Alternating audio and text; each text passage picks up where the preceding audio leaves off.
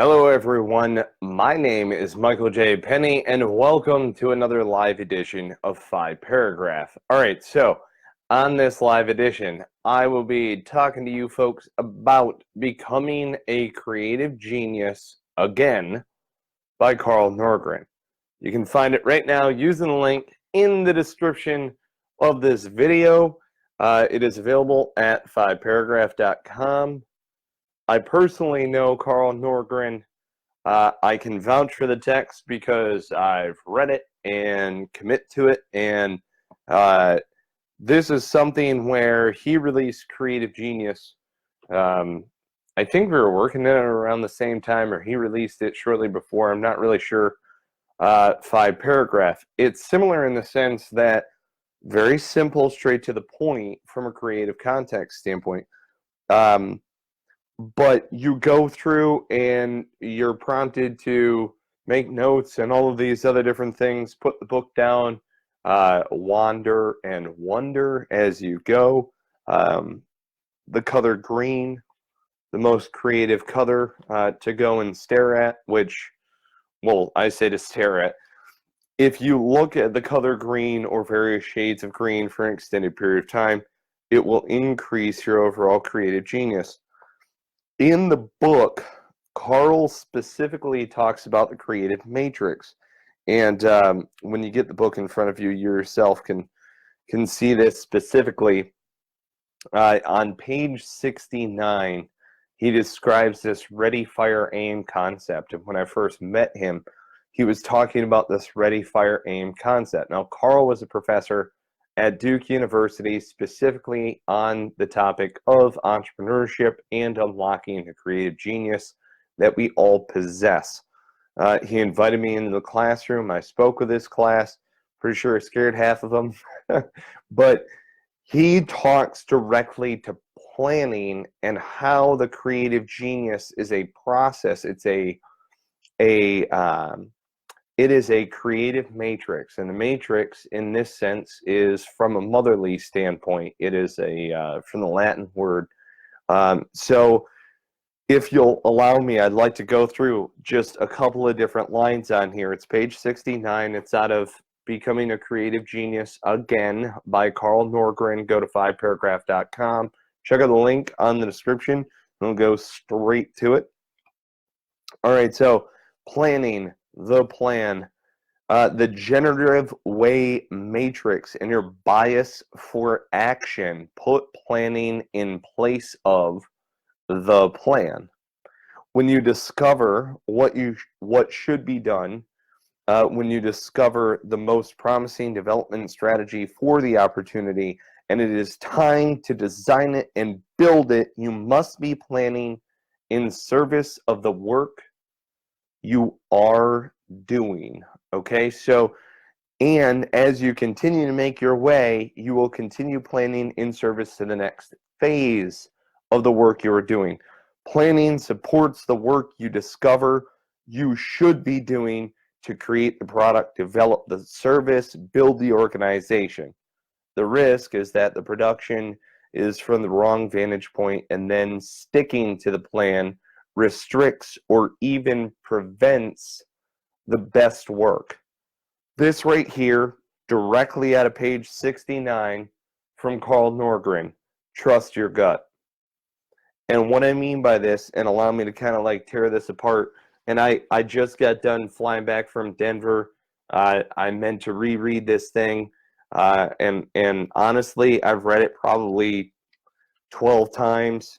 I've gone through, made notes, done all of my other stuff inside of the book exactly as prompted. And it's funny because, 5 paragraph business plan, it just fits so well side by side. So I love this book. I trust in this book. I know Carl personally. I trust in the guy's work and what he's done over the past decades as an entrepreneur and in educating other people. As I've said to him at numerous engagements we've been at together, decalcifying your pineal gland. So in going through this just real quick, the generative way matrix in your bias for action, put planning in the place of the plan.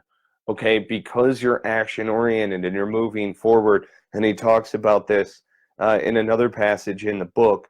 It's basically like learning how to fly the aircraft that you're building while you're putting it together and learning at the same time. And again, if you're following along in a lot of our other Go Lives, you've seen me talk about how this creates a cycle and how you move forward using this process. And this is exactly what Carl is talking about. When you discover what should be done, when you discover the most promising development strategy for the opportunity, and it is time to design it and build it, you must be planning in service of the work you are doing. So you need a very brief, clear method for being able to plan for the work you are doing right now. 5 paragraph, right? And as you continue to make your way, you will continue in service of the next phase you are doing work on. So as you continue to move through it, you debrief, you do your after action reports, your after action review, you go back through, you train, you educate your people. Everybody within the organization gets smarter, works smarter, has the ability to innovate because everybody in your organization is an observer. Planning supports the work you discover you should be doing to create the product, develop the service, build the organization. You're learning as you continue to move forward. Planning supports the work you discover through debrief, after action report review, you should be doing to create the product, develop the service, build the organization. Planning supports the work you discover. And in there, I'll put in there through debrief, after action review, right? You should be doing to create the product, develop the service, build the organization. The risk, all right, of, dare I say it, an execution style business plan where all you do is show up and execute and that's it. The risk is that the prediction is from the wrong vantage point, and then the sticking to the plan restricts or even prevents the best work. Trust your gut. So if all you're doing is you're going like, we're going this way, the situation is breaking down around you, it's sheer chaos, and you're like, stick to the plan, we're just surely going to execute. Let me tell you from experience in fighting through a couple of wars, that's a really bad idea.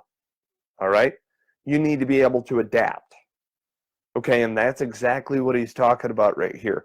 When you discover what should be done, when you discover the most promising development strategy for the opportunity, and it is time to design it and build it, you must be planning in service of the work you are doing. And as you continue to make your way, you will continue planning in the service of the next phase of the work you are doing. Planning supports the work you discover you should be doing to create the product, develop the service, build the organization. That's it right there. That's why Carl and I get along so well. Want to know what Carl hates? Business plans. He'll tell you that. He'll honestly tell you that. I'm not joking. Look at that thing.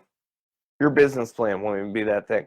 Anybody who's ever read just so many business plans, usually they're like 35, 40, 50 pages.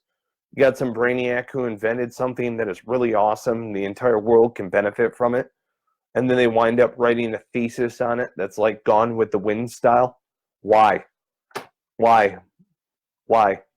If I can go out on patrol and commit action against somebody who is trying to kill me, if I can plan for that action, go out and execute, why can't you put together a business plan that's super simple, that someone can just really quickly understand? Why not? If you marry those two together, you will have a plan with a bias toward action. In all actuality, you see the action that needs to be done, then you grab this. Oh man, somebody should do something about that. Grab this. Wow, that's a really big problem. Somebody should come up with some sort of like, oh, I don't know, plan to be able to execute. Why? Why? Why? Because if all you do is run around and commit action all the time, no one's ever going to follow you. You're like a crazy person. You need to organize your thoughts.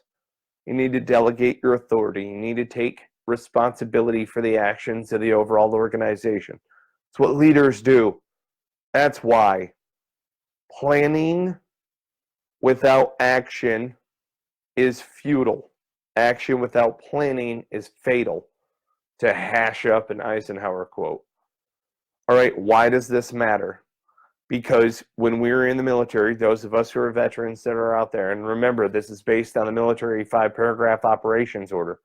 Those of us who are in the military, we weren't just told stick to the plan.